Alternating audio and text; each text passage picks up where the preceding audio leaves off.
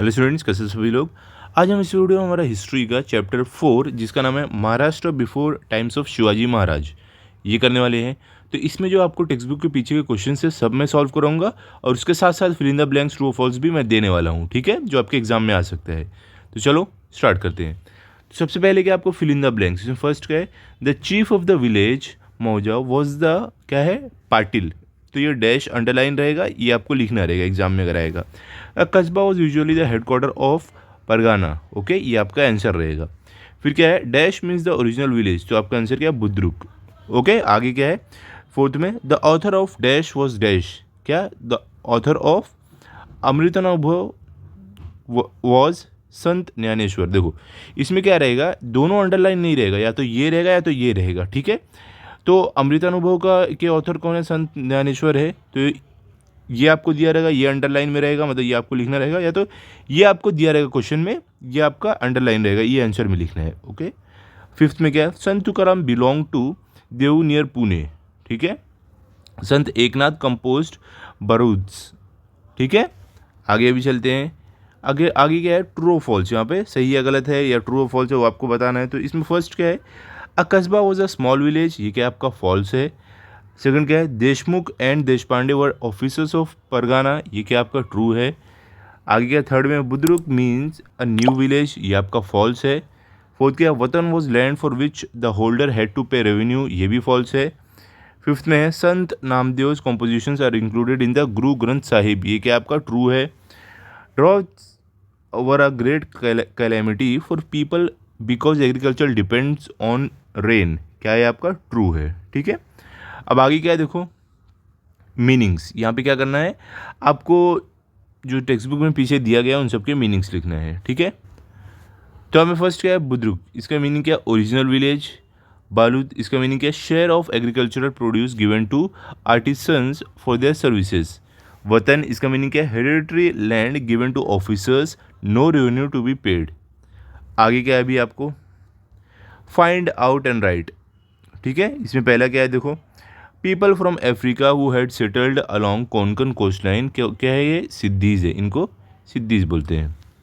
The author of Amritanubhav कौन है, संत ज्ञानेश्वर है। फिर क्या, संत तुकाराम्स प्लेस देऊ नियर पुणे, यहाँ पर के थे वो, ठीक है, इस प्लेस के थे। अब आगे क्या आपको, राइट अबाउट दीज पर्सनैलिटीज़, तो इसमें क्या है, संत नामदेव, तो इसमें क्या आप लिखोगे, पहला ही spread equality through kirtans. Second है, his compositions are included in the Guru Granth Sahib.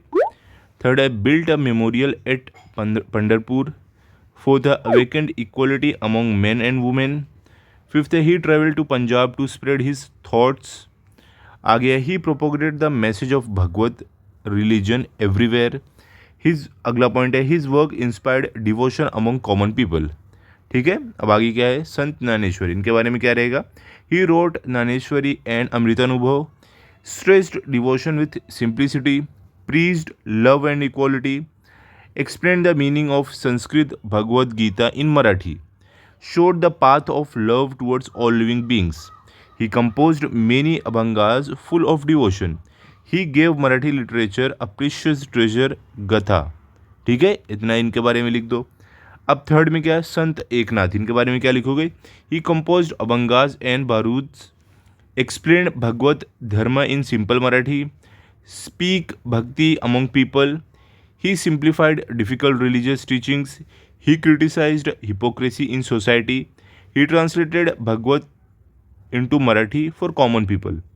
अगला पॉइंट है, he portrayed people's life in everyday simple language, ठीक है।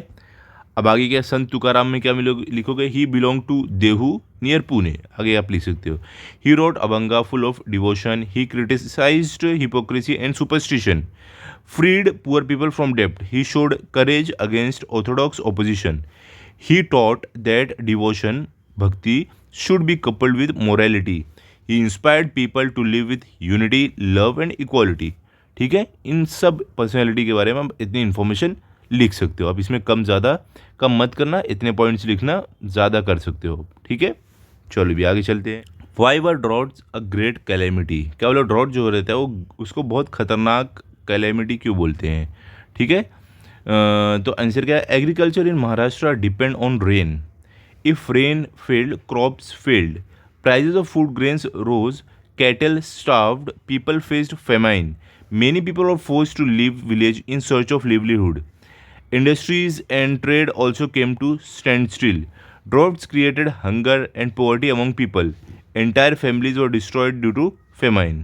ठीक है, ये सारे रीजन से जो ड्रॉट्स है ये बहुत ही खतरनाक कैलेमिटी है, मतलब एक नेचर का बहुत खतरनाक प्रकोप है.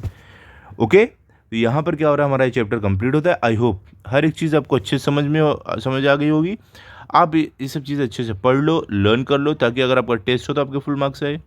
मिलते भी अगले वीडियो में. अगर आपको वीडियो अच्छा लगा हो तो आप इस वीडियो को लाइक करो, अपने सभी दोस्तों के साथ शेयर करो, चैनल को सब्सक्राइब करो. Thank you.